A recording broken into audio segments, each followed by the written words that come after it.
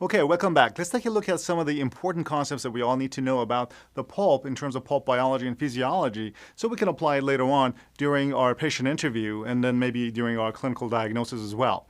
The first thing is let's just draw a little tooth here. We all know that during the tooth formation that the dentin formation triggers the enamel formation. Then you have your epithelial root sheath that goes down here and it traps, if you will, the tissue, the mesoderm tissue that ends up being finally the dental pulp.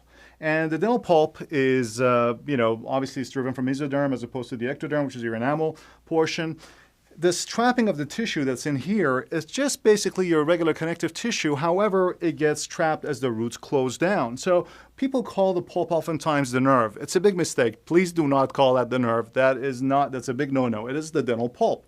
The dental pulp contains a neurovascular bundle along a whole bunch of different connective tissue. The neurovascular bundle obviously comes in from the end of the root, and you have the supporting structure around here, which is your cortical bone that constitutes your alveolar bone here. And one of the things that we need to know is that the supporting board, this part of the bone is actually cortical bone, as opposed to everything around here that is spongy bone. The cortical bone allows us to have a more radiographic appearance, which is basically your lamina dura.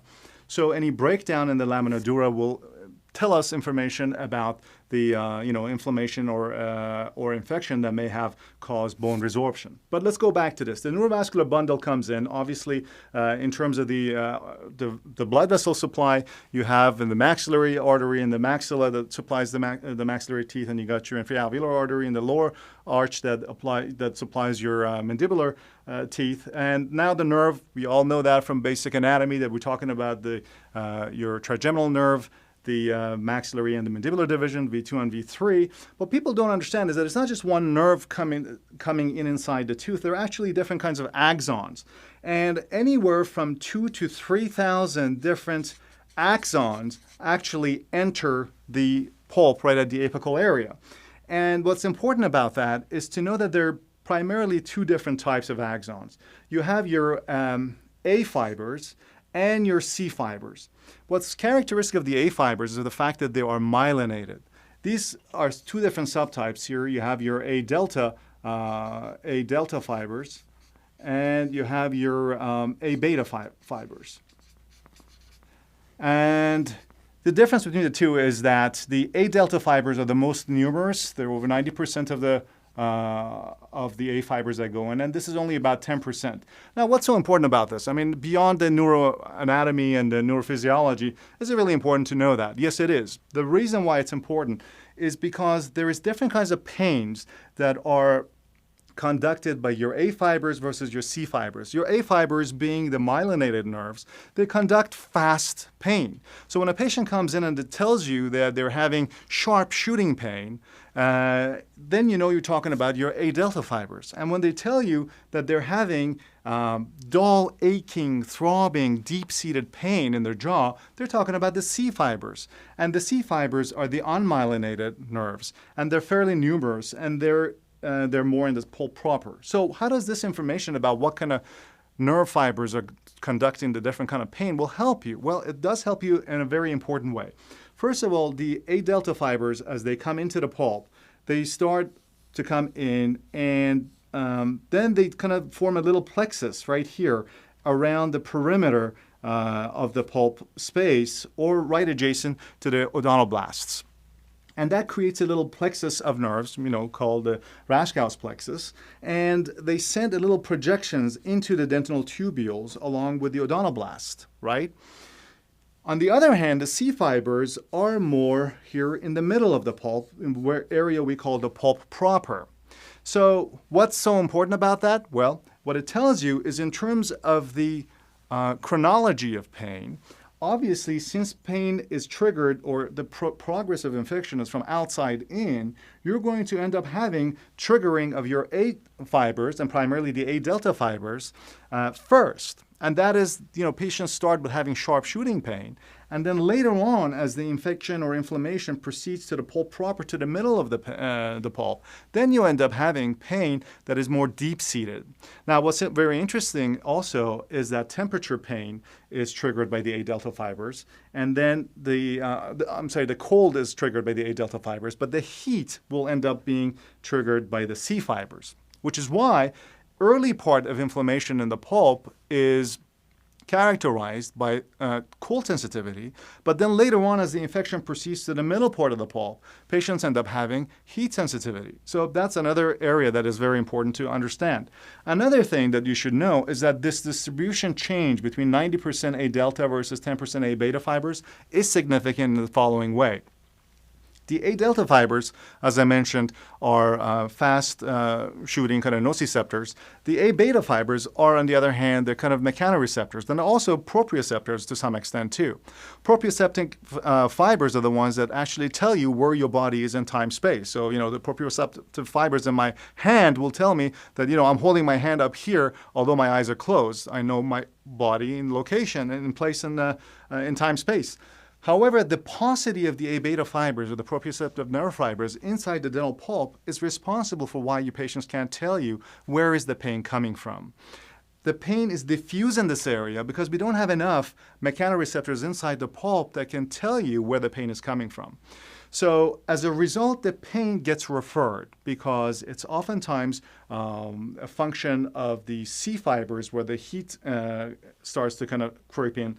And the pain goes back up centrally, and it then becomes a problem of habit reference. So if a patient has had experiences with a different area of their mouth or a different tooth, the pain will actually refer to that source where there's been a history of pain, which is part of the reason why oftentimes you have a tooth with pulpitis next to a tooth that has, endodontic therapy, and the patient will come back and tell you it's that tooth, the tooth with the root canal that's hurting. But after you do your full testing, you find out it's actually not the tooth with the root canal, it's the one adjacent to it, but the pain gets referred to it because patient has had a history of pain in that tooth. So that's another significant thing to understand. The fact that the dental tubules are present itself is an important thing that everybody should know. Dental tubules kind of follow a little bit of an S-shape configuration in dentin, and part of that is because as the pulp grows and as the pulp actually, secondary dentin is deposited and pulp shrinks, the odontoblasts kind of end up getting crunched together. So you create a little bit of an S shape there. And inside each dental tubule, there might be a projection of the A delta fibers. And it's the movement of fluid in the dental tubules that actually causes the pain that the patient experiences from dental sensitivity. The question is, what happens when you rub your Explorer on exposed dentin and the patient has that really sharp shooting pain is actually the movement of the Explorer over the exposed dental tubules creates movement of the fluid externally, and that actually triggers the A delta fiber, so they get a sharp pain. Now, interestingly enough, most of our tests that we do, pulp vitality tests, are also done by testing the A delta fibers. So for example, when you put cold on a tooth, that triggers the A delta fibers by, presumably the theory is that the contraction of the fluids in the dental tubules once again triggers the A delta nerve fiber, so that sends a sharp signal to the brain.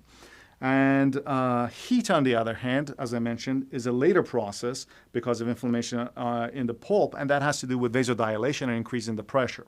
Which brings up another important point that everybody should know, which is the difference between pulpal pressure and apical pressure. There's an inherent pressure inside the pulp called the interpulpal pressure. And that is as a result of the circulation and the blood pressure and so on. As a result, there is a constant flushing of fluid leaving the dental tubule. So if you were to actually cut the dentin and leave it exposed, you will have dental sweating, which is basically the interstitial fluid in the dental tubules coming out. And that helps flush out the bacteria so that you don't keep on getting contamination. But the dental tubule density at the CEJ is about 1% of the surface of the dentin, but as you get closer to the pulpal surface, it could be as high as 40%. So that means the dental tubules are conical, and as you go deeper and deeper with your restorations, the diameter increases. And that's actually where the odontoblast process is, and that's where your A delta fiber goes into the tubules. So dental permeability increases as you get deeper, and as a result, it's a significant finding. That's why when you have restorations that get deep, when you get decay that gets deep, then you have more leakage that occurs. And as I mentioned, the cause of all endodontic disease is bacteria, so that if you had no bacteria inside the tubule, you wouldn't have any issues. But the problem is that bacteria can get in here and then start to create inflammation.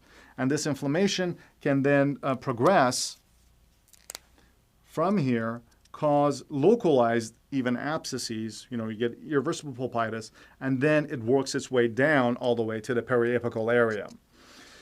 In the process, you end up killing the pulp dies, and the reason the pulp dies is because there's not enough collateral circulation to supply and bring enough immune cells to help fight the disease. The same amount of inflammation right out here in the bone or in the tissue would easily be compensated for, but the dental pulp is encased. There's not enough compensatory mechanisms to make up for it. And as a result, the pulp dies. And once the pulp dies, now you're having a space that is contaminated that acts as a source for bacteria that could then contaminate the periapical area. So these are the basic things that I wanted to talk about. Also to just say that the vitality tests, as I mentioned, cold is testing the A delta fibers, and that's an indication of the early part of pathology.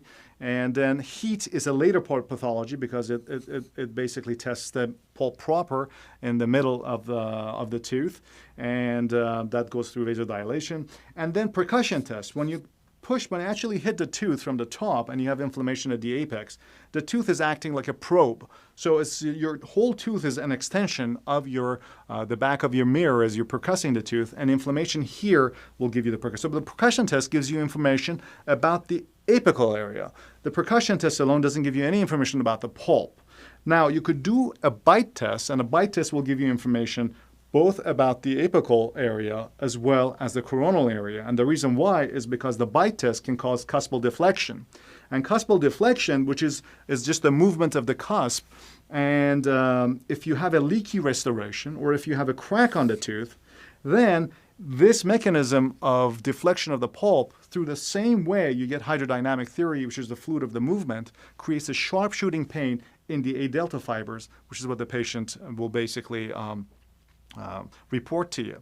And lastly, the palpation is basically by palpating the area on the bone, on the outside part of the tooth. What you're doing is you're getting either direct infection, extension of the infection into the periosteal membrane and the soft tissues, or actually through hyperalgesia, just the inflammation that extends out to the buccal area of the tooth, or lingual, depending on the path of least resistance.